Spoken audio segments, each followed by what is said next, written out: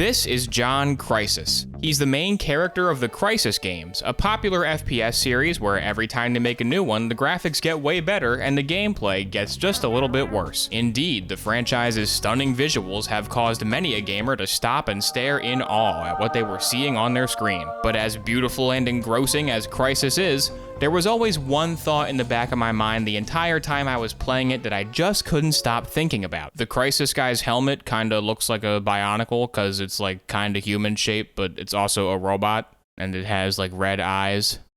Just hear me out, I promise I'm going somewhere with this. Exhibit A, Bionicles. In case you somehow clicked this video and don't know what a Bionicle is, they were a series of toy robot guys made by Lego that were popular during the 2000s. If you're too young to remember Bionicles being around, just think of them as a version of Ninjago where the elemental ninjas are robots instead. And also, you don't have to pay $100 to get the cool guys because they only come in a set with some stupid plane thing. You can just buy the cool guys by themselves. And the guys that do come with the $100 plane things kinda suck.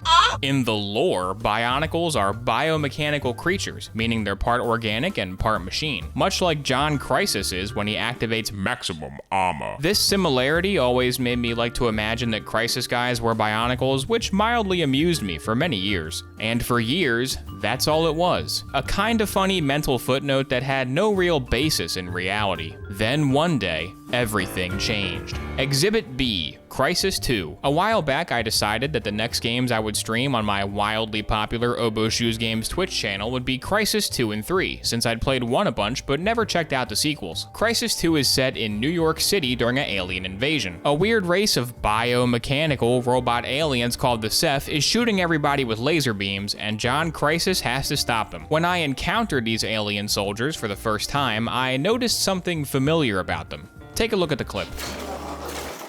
That alien had a Makuta mask on. That was just Makuta from Bionicle. Can we get a side by side? Nice try, Crysis. Now, I realize that there's only so many ways to design an evil robot head, and the fact that the alien grunt's head just so happens to be an exact copy of Bionicle Makuta's head could just be a coincidence. If I'm gonna make the claim that the aliens from Crysis are actually just Bionicles, then I'm gonna need some better evidence than that. May I present Exhibit C, the Alpha Ceph. Throughout Crysis 3, John Crysis is trying to find and stop the Alpha Ceph, the evil leader of the evil aliens. You hear the name Alpha Ceph many times throughout the opening hours of the game, and then about halfway through the campaign, you finally get to meet the guy, and well, take a look. Oh no, is it the Alpha alien? I think it is. That's a Roxy.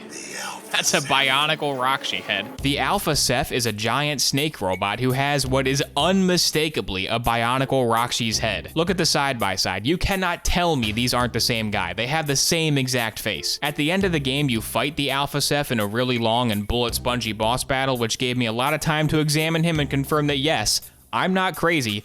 That is definitely a Roxy. And just to be clear, I'm not saying that I'm mad at Crytek for potentially ripping off Bionicles for their game. In my ideal world, every game has at least one Bionicle in it, so the more Bionicle-based designs we get, the better. I honestly didn't think Crysis 3 was very memorable, but the Bionicle final boss was a definite highlight. Which brings us to Exhibit D, the Empire State Building. I think the side-by-side comparison is proof enough that the Alpha Ceph was inspired by a Bionicle Roxy, but I was curious to see if I could find something a little more substantial to support my theory. So I did what any well-adjusted and totally not insane person would do. I scrubbed through every frame of every video I could find that might possibly feature any tiny bit of footage from the Crytek offices circa 2008 to 2013 in a desperate search for any sign or clues of Lego products. If I could just find a Lego build decorating a shelf or someone's desk, then I could confirm that someone at Crytek was into Legos at the time of Crysis 2 and 3's production, so it's not that much of a stretch to think they might have also been into Bionicles and maybe based an alien design around one of them. There's a good amount of marketing material for the Crysis franchise, so this was not going to be a quick process. Nevertheless, I began watching, and at first, I didn't find anything, but then, 3 hours in,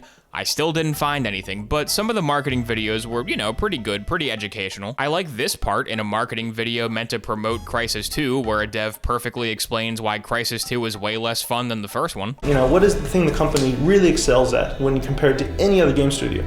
It's like sandbox gameplay, open environment, forests, awesome. We're like, okay, we're going to New York.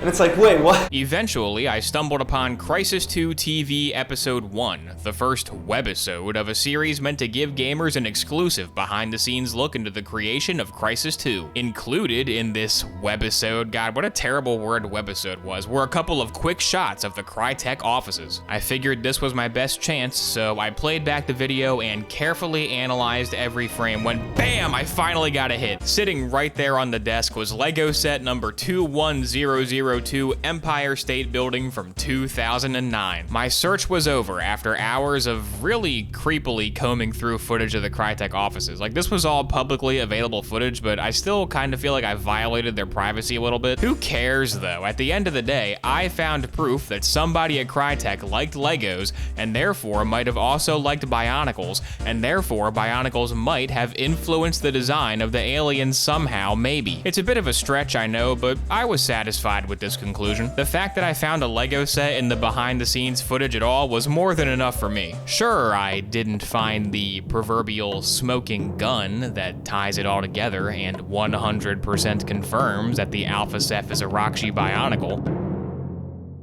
Except I did. Exactly 61 frames later in the very same video, there's a wide shot of the office, and right in the middle of the frame, dead center, is Bionicle set number 8589 Layrak, also known as the Green Roxy. I almost jumped out of my chair when I saw this. It was perhaps the happiest I've ever been in my entire life. On the screen in front of me was undeniable proof of my stupid and frankly kinda insane theory, and I couldn't believe that hours of watching guys drone on about how great CryEngine was had actually paid off. There is now no doubt in my mind that the Alpha Ceph in Crysis 3 was inspired by this very Bionicle.